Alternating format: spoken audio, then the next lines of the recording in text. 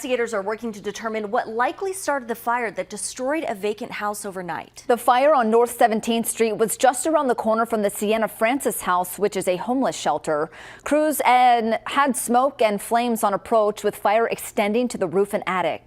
Omaha Fire says the area is heavily populated with the homeless, and crews worked for more than 2 hours to finally knock down the flames. No injuries were reported, but the house was the scene of a previous fire.